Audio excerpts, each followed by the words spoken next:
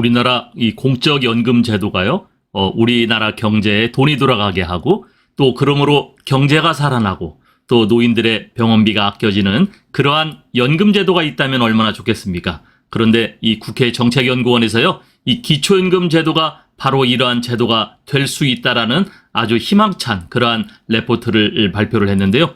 병원비까지 아껴지는 일석이조의 그러한 경제 살아나는 기초연금 제도, 오늘은 그 레포트를 자세히 말씀드리겠습니다.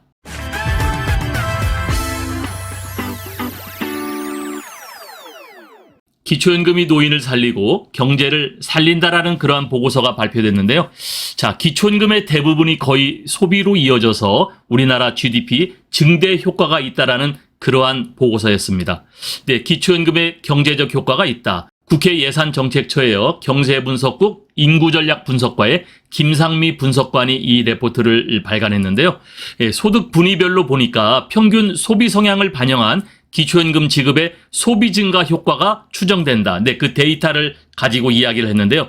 기초연금은 노인의 안정적인 소득 기반 마련을 통한 생활 안정과 복지 증진을 목적으로 만 65세 이상인 소득 하위 70% 노인에게 지급하는 그러한 공적연금 제도입니다. 노인 인구의 급격한 증가와 이 심각한 노인 빈곤 문제에 대응하기 위해서 도입이 됐었는데요. 우리나라 이 노인 빈곤율을 보면요, 우리나라가 40.4%고요. 미국이 21.6%, 일본이 20%, 독일이 11%, 프랑스가 4.4%죠. 네, 이 독일과 프랑스와 같은 이 유럽 국가들은요, 벌써 이 연금 제도가 일찍 도입됐기 때문에 굉장히 낮은 빈곤율을 볼 수 있는데, 우리나라는 이 공적연금 제도, 특히 이 국민연금 제도가 도입된 게 88년도고요. 기초연금 제도가 도입된 것은 2014년, 그 전에 기초노령연금을 보면은 2008년도이기 때문에 굉장히 기간이 짧았죠. 그렇기 때문에 우리나라의 노인 빈곤율은 40.4%로요. 이 OECD 평균의 3배 이상 되는 것을 우리가 잘 알고 있었습니다. 자, 기초연금은요, 2008년 기초노령연금, 그때 당시에는 월 84,000원이 지급이 됐었어요. 기초노령연금이 도입되었고, 또 2014년 박근혜 정부 있었죠. 7월부터 기초연금이 월 20만 원으로 확대 개편되었고요. 지금 현재 2023년 기준 급여액은 32만 3,180원으로 이렇게 지급이 되었습니다. 네, 우리가 이 지급 수급률을 한번 보면요, 2008년도에는 약 57.2%였고요. 2013년에는 65%, 2018년에는 67.1%, 2022년에는 67.4%가 지급이 됐었습니다. 자, 여기에 보면은 이러한 그 의아점을 여러분들이 생각할 거예요. 아니, 소위 그 소득 하위 70% 노인에게 준다고 했는데 왜 작년 기준 보면 67.4%, 약 2.6%가 이 기초연금이 공백이 생겼거든요. 자, 이거 왜 지급을 안 했을까? 여러분, 우리나라 이 기초연금은요, 수급 희망자가 신청을 하는 신청제도입니다. 우리가 가끔 기사를 볼 적에, 이 기초연금 대상자가 되었음에도 불구하고 신청을 하지 않아서 받아가지 못하는 사람들이 있다. 네, 그런 우리가 언론 기사를 봤었잖아요. 그렇기 때문에 이 2.6% 2022년 기준으로 보면요, 신청하지 않아서 지급이 되지 않았던 거예요. 우리가 매년 이 기초연금 소득 인정액 기준이 바뀌고 있죠. 이거는 정부에서 70% 비율을 맞추기 위해서 이거를 만들어 놓고 있는데, 신청하지 않아서 지급하지 못하고 신청하지 않아서 기초연금을 타지 못하는 그러한 어르신들도 있다. 네, 그러니까 기초연금은 무조건 신청하라고 이렇게 방송을 했었잖아요. 네, 보건복지부는 매년 수급자 선정 기준을 고시하고 지방자치단체에서 수급 희망자의 신청을 받아서 대상자를 선정한 후 기초연금을 지급합니다. 네, 여기 수급 희망자의 신청을 받는다고 돼 있잖아요. 그러니까 신청하지 않은 사람은 여러분 굉장히 본인들이 나는 기초연금을 못할 거야, 뭐 이렇게 생각하고 이미 신청하지 않은 거예요. 그러나 그렇지 않습니다. 여러분, 신청하시기 바랍니다. 자, 그래서 수급자는 연령 조건으로는 65세 이상, 소득 조건으로는 매년 산정되는 이 소득 인정액, 선정 기준액이 있죠. 그리고 지급 대상 제외 기준에는 현재는 직역연금 수급자는 지급 대상에서 제외가 되죠. 그리고 상위 30%는 또 소득이 있어서 제외가 됩니다. 그리고 이 감액제도가 있죠. 우리나라에는 이 세 가지 감액제도가 있어요. 부부감액, 국민연금, 연계감액, 소득 역전 방지 감액. 네, 그렇다 하더라도 감액이 되더라도 어쨌든 기초임금을 내가 타는 사람, 좀 적게라도 타는 사람이 있는데 이걸 다 기준으로 포함해서 소득 하위 70%를 주겠다는 건데요. 신청 못해서 못하는 사람들이 있었다는 거예요. 자, 어쨌든 기초임금의 오늘 경제적 효과를 보니까 노인 이 기초임금은 소비로 이루어지고 있더라. 네, 이거를 먼저 이야기를 하고 있습니다. 여기 오른쪽 그래프를 보면요. 2023년 기초임금 재정지출 예산이 약 22조 6천억, 네, 22조 5천억이라고 보통 이야기를 많이 하는데요. 자, 우리가 이렇게 22조 5천억 정도의 이 소득 지출, 여기 보니까 매년 이렇게 증가했던 거를 볼 수가 있습니다. 네, 증가는 여러분 당연할 수밖에 없죠. 우리가 기대 수명 연령이 점차 높아지고 있는데 특히 베이비 부머들이 65세 이상 또 그 기간 안에 들어오는 네, 절대 인원이 상당히 많아졌죠. 네, 그 절대 인원이 올해 같은 경우는 58년생들이 65세가 돼서 들어왔는데요. 거의 70에서 80만 명이 들어옵니다. 상대적으로 돌아가시는 분들은 1년에 약 한 30만 명에서 35만 명이 돌아가시죠. 그러니까 어바웃으로 보더라도 45만 명에서 50만 명씩이 늘어나는 거죠. 그러니까 이 기초임금 예산은 늘 수밖에 없습니다. 자, 그렇다면 이렇게 계속적으로 늘어나는 것 때문에 이것 때문에 기초임금 70% 지급이 불가능하고 이걸 40%로 줄이면 어떻게 하느냐. 네, 그러한 보고서들이 가끔 나오기 시작하는데요. 오늘 이 내용은 그렇지 않다라는 것을 이야기하는 거거든요. 기초임금이 노인을 살리고 경제를 살린다. 이 노인들은 대부분 소득이 없습니다. 네, 소득이 발생하지 않았는데 이 기초임금 소비 지출률을 보니까 기초임금으로 살아가고 있다라는 거예요. 자, 60대 이후부터 고연령화가 될수록 평균 소비 성향이 높아지는 경향이 있다. 가구주 연령대별로 이 소비 성향을 보면요. 가구주 연령대별의 이 40대 평균 소비 성향이 가장 높고 이후 감소하다가 60대 이후 연령대가 높아질수록 평균 소비 성향이 높아지는 경향이 있어요. 자, 이것은 내 소득 대비 지출 성향이 높아진 게 아니라 소득이 줄어드니까 소득이 없죠. 노인 세대는 소득이 없어요. 그나마 지출될 것은 기본적으로 나가는 게 있죠. 내가 집을 갖고 있으면 여기에 내가 주거비가 나갈 테고요. 여기에 또 관리비가 나갈 테고 또 기본적으로 하루 세끼 식사하는 기본 이 유지비가 있잖아요. 이렇게 하다 보니까 노인 세대에 가서는 네, 소비 성향이 굉장히 지출률이 높아지고 있다. 자, 밑에 그래프를 보면요.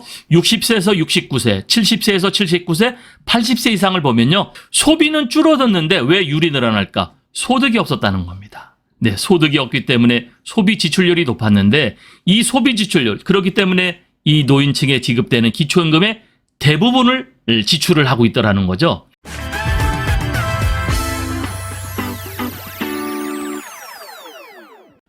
이 수입이 없으니까 평균 소비 성향이 올라갈 수밖에 없죠. 소득 1분위 가구에 1분위라고 하면 가장 어려운 가구죠. 소득 1분위 가구의 처분 가능 소득은 약 800만 원으로서 이중 기초임금 수급액이 325만 원으로 기초임금이 없었더라면 이 경우 적자 가구인 것으로 나타났다. 반면에 소득 5분위, 왜 이 소득 5분위까지 말씀드리냐면요. 우리나라 전체 노인 가구에 지금 현재 70%를 주니까 5분위 가구까지가 현재 들어와 있어요. 소득 5분위 가구의 경우에도 기초임금 수급액이 147만 원. 네, 전체적으로 연간 줄어든 것을 볼 수 있는데 이거는 이제 그 감액제도 때문에 줄어들었겠죠. 이 가구 소득은 5분위이나 노인의 개인 소득은 하위 70%에 속하는 경우가 있음을 의미한다. 네, 그렇죠. 줄어들었지만, 네, 이 감액제도 때문에 줄었지만 어쨌든 기초임금을 수급하는 분이에요. 자, 전체 노인 가구의 가구원 수는 평균 1.9명인데 소득 5분위 가구원 수는 2.7명으로 가구원 수가 더 많아서 이 노인 개인의 소득과 달리 가구의 소득 분위가 높을 수가 있다. 자, 어쨌든 밑에 도표를 보면요. 1분위는 기초임금을 대부분 탑니다. 89.8%. 여기 한 11%가 못하는데 이분은 기초생활수급자로 넘어갈 수가 있습니다. 그 다음에 2분위, 3분위 점점 이 기초임금 수급률이 네, 줄어드는 걸 볼 수 있고요. 5분위는 35.5%가 타고 있어요. 네, 35.5%. 그러니까 연계감액 제도에 해당이 되지만 어쨌든 기초임금을 탈고 있는데 전체 노인 가구로 보면은 69%, 약 70% 가까이가 타고 있더라는 거죠. 그런데 이분들의 소비 성향을 보면은 대부분 이 기초임금을 가지고 소비하고 있다. 그래서 이 소비하는 율을 보니까 거의 70%에 넘는 71% 정도를 지출로 하고 있습니다. 그러니까 기초연금 타는 가구의 대부분을 보면요. 기초연금 금액의 70% 이상이 다 지출로 넘어가더라는 그러한 데이터입니다. 부탁의 말씀 드립니다. 여러분께서 눌러주시는 이 구독과 좋아요는요, 매주 영상을 만드는데 큰 힘이 됩니다. 여러분 꼭 응원해 주시길 부탁드릴게요.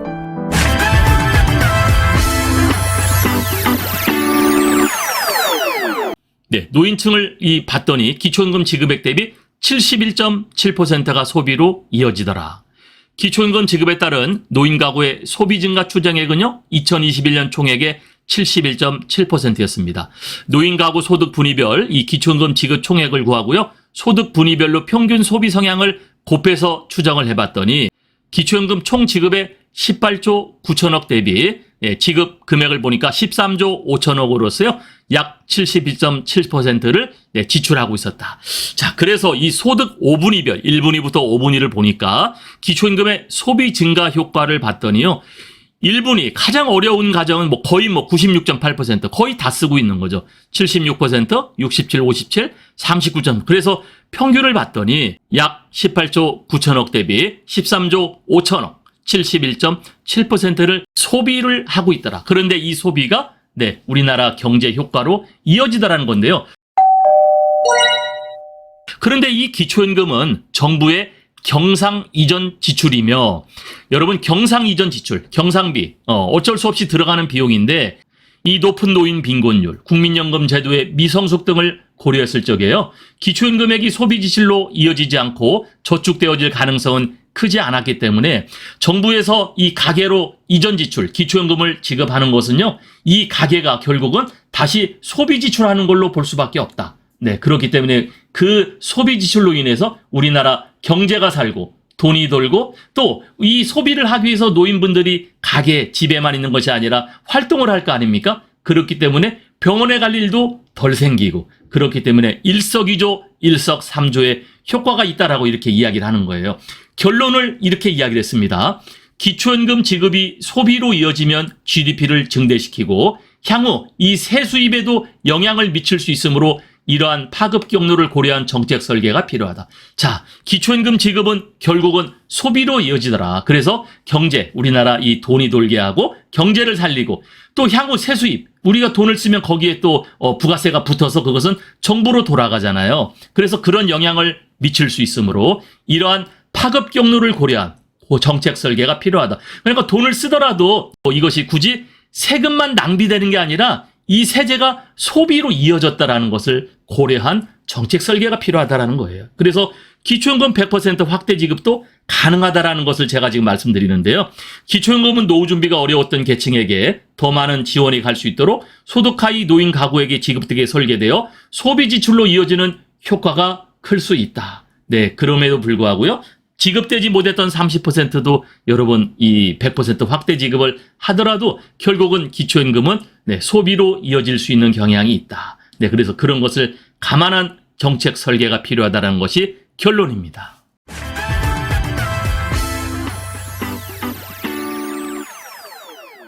오늘의 영상 결론인데요.